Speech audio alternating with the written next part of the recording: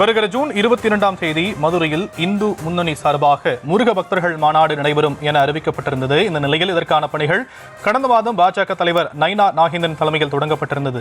முருக பக்தர்களின் மாநாடு ஆன்மீகமா அரசியலா என்ற கேள்வியும் எழுப்பப்பட்டிருக்கக்கூடிய அண்மை தகவலை நாம் தொடர்ந்து பார்த்துக் கொண்டிருக்கிறோம்.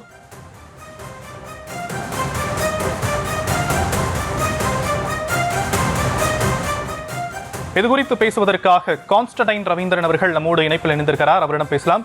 சார், இணைப்பில் வந்தமைக்கு நன்றி. இப்போ பாஜக தரப்புல இருந்து என்ன சொல்றாங்க அப்படின்னா, இது முழுக்க முழுக்க ஆன்மீகம் மட்டும்தான் இதுல இருக்கு, அரசியல் கிடையாது அப்படின்னு சொல்லப்படுறாங்க. உங்களுடைய பார்வை என்ன சார்? அதை மாண்புமிகு அறநிலைத்துறை அமைச்சர் அண்ணன் சேகர் பாபு என்ன சொல்லி இருக்கிறாரோ அதுதான் நிஜம். இங்கே இந்த மாநாட்டில் கலந்து கொள்வது யார் தலைமையில் நடக்கிறது? நயினார் நாகேந்திரன் அவர்கள் தலைமையிலே நடக்கிறது என்றால் அவர் என்ன ஆன்மீகவாதியா? அல்லது இந்த கூட்டத்தை, இந்த மாநாட்டை நடத்துவதற்காக முன்முயற்சி எடுக்கிறது யாராவது ஆன்மீகவாதிகள் இருக்கிறார்களா? அத்தனை பேரும் அரசியல் தலைவர்கள். எந்த அரசியல் சார்ந்தவர்கள்? பாரதிய ஜனதா கட்சியினுடைய அரசியலை சார்ந்தவர்கள். பாரதிய ஜனதா கட்சி என்பது எல்லோருக்கும் தெரியும், சங் பரிவார கூட்டம். சங் பரிவார கூட்டத்திற்கு சங்கிகள் என்றுதான் பெயர்.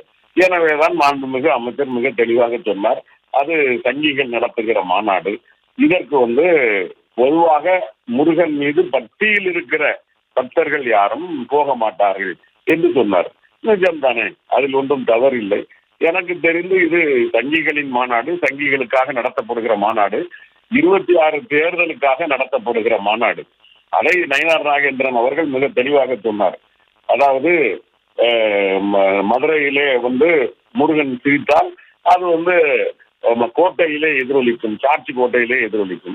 இதுவரைக்கும் நம்ம கேள்விப்பட்டதெல்லாம் திருப்பரங்குன்றத்தில் நீ சிரித்தா முருகா திருத்தணி மலை மீது எதிரொலிக்கும் தான் சொல்லுவாங்க. ஏன்னா அது அறுபடை வீடுகளில் எதிரொலிக்கும். இப்பதான் முதல் முறையா முருகனை கூட்டிட்டு அரசியல் பேச போறாங்க. அப்ப இது அரசியல் மாநாடு, இதுல என்ன தவறு?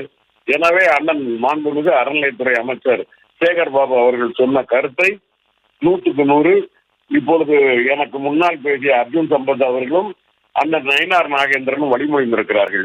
அதற்கு மேல் இதில் கருத்து சொல்ல என்ன இருக்கிறது?